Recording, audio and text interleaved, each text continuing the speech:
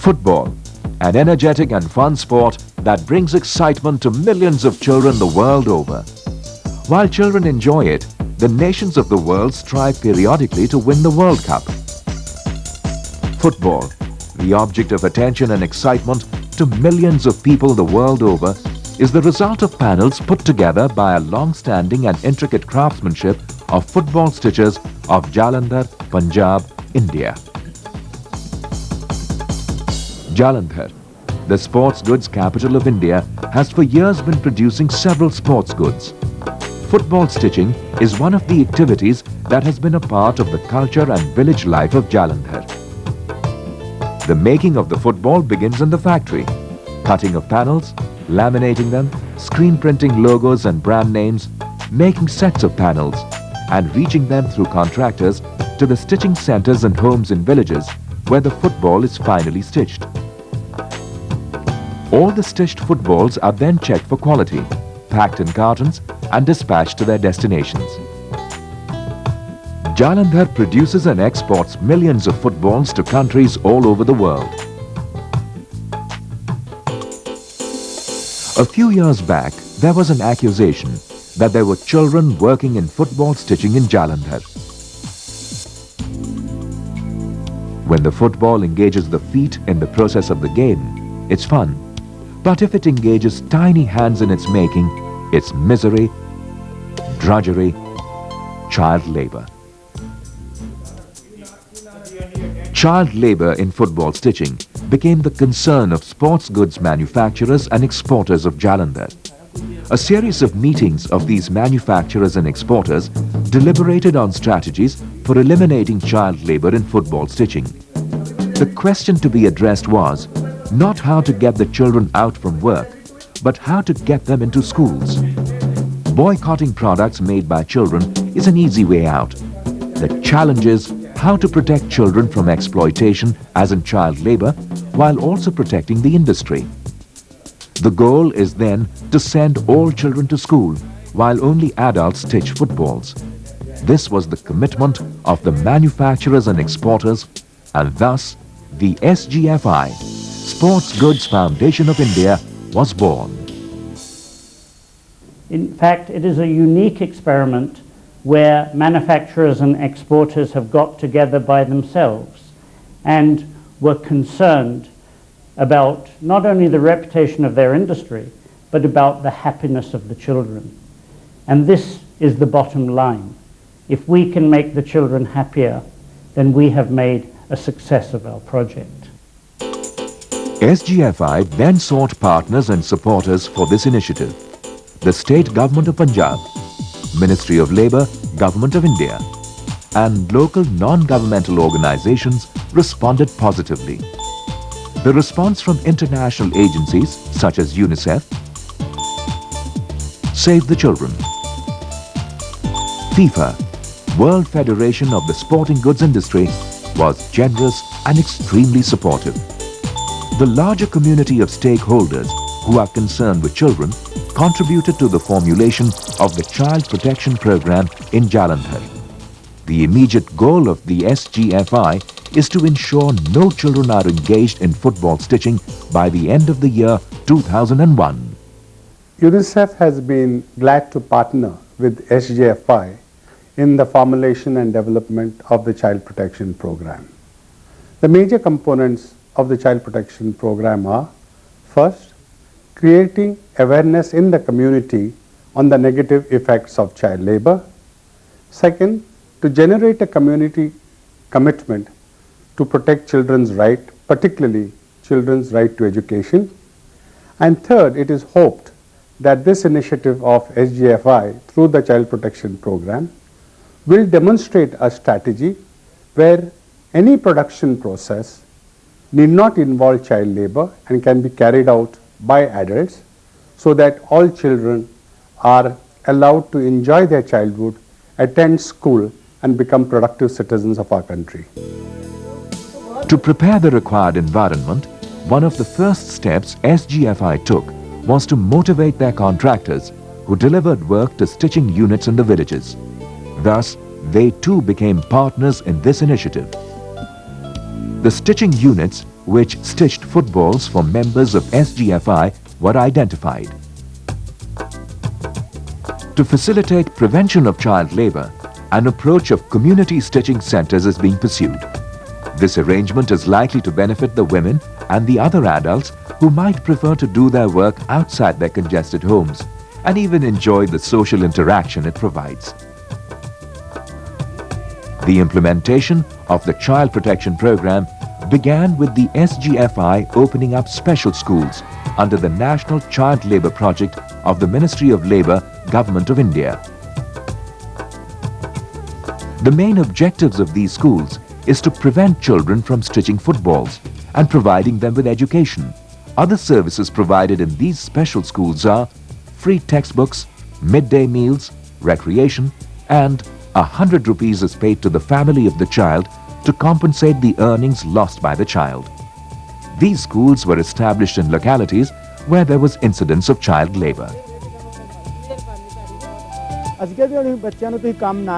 We encourage the parents not to involve children in stitching footballs.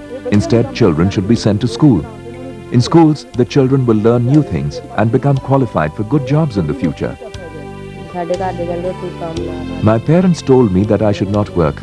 New schools have been opened for children, so I should go to school. I will now study, achieve something in life and bring glory to my parents. SGS, an internationally known monitoring agency, was contracted by SGFI to undertake detailed monitoring of child labour in football stitching.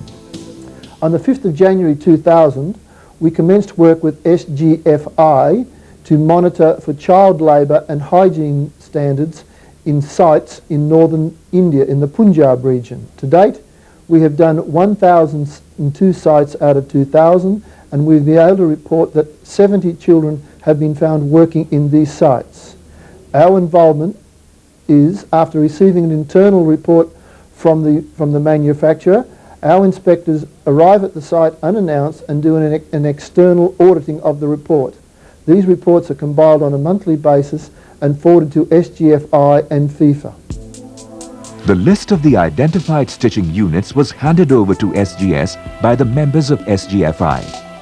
SGS inspectors make surprise visits to units which stitch footballs for SGFI members. The major attention during these visits is to detect if any children are stitching footballs. The list of such units is made and handed over to SGFI, who then take action through their own internal monitoring system.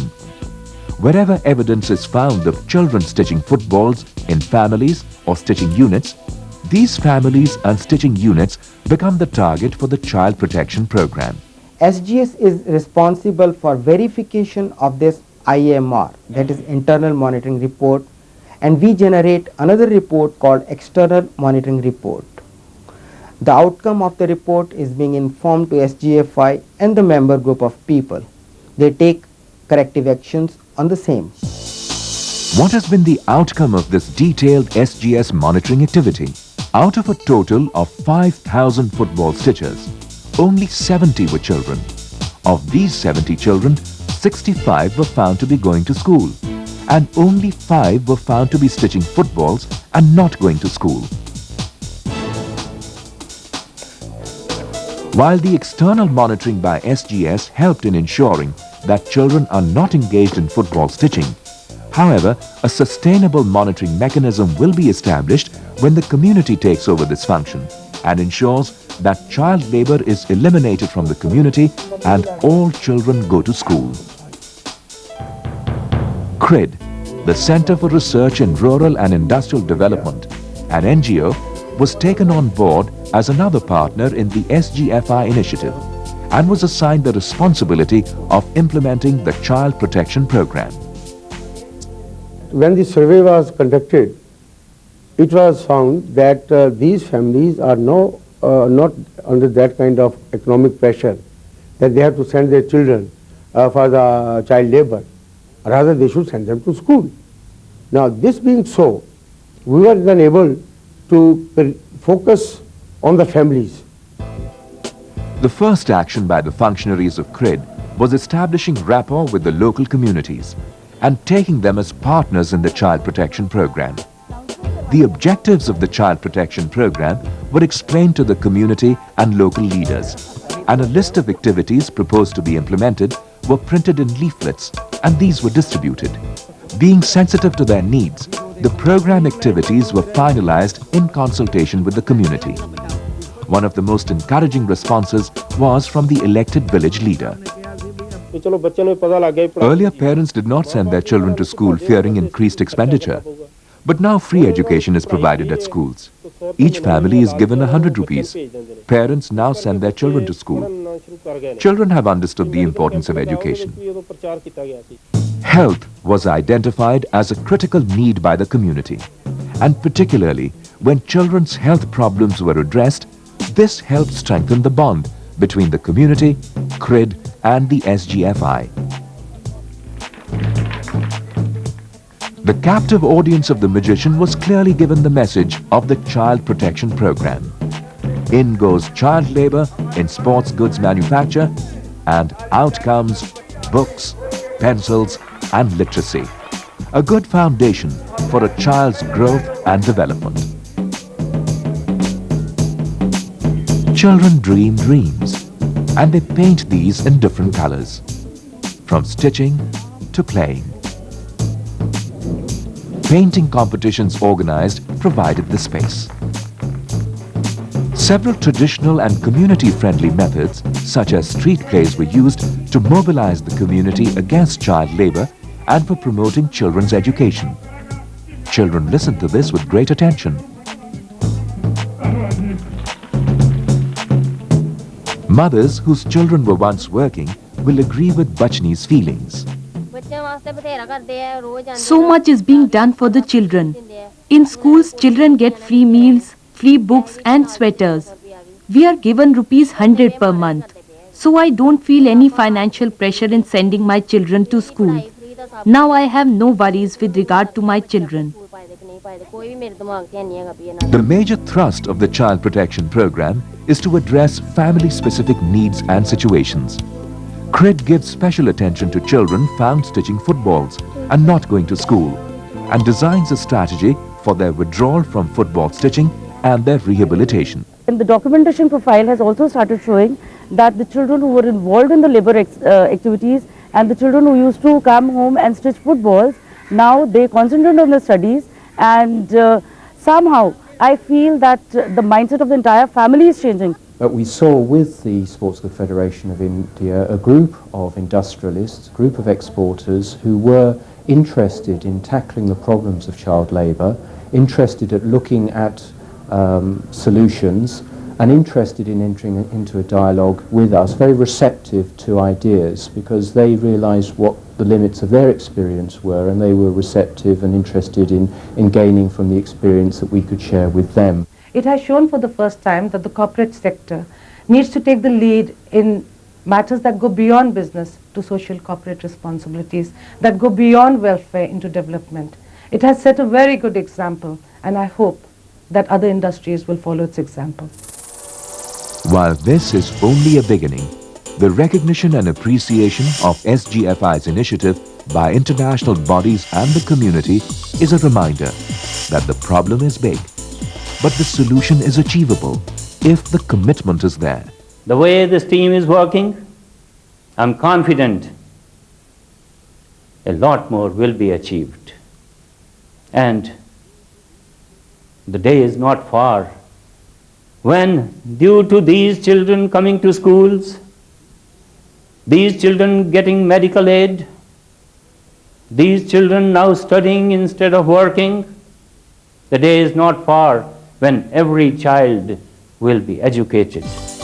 The challenge is to make football stitching a fair play.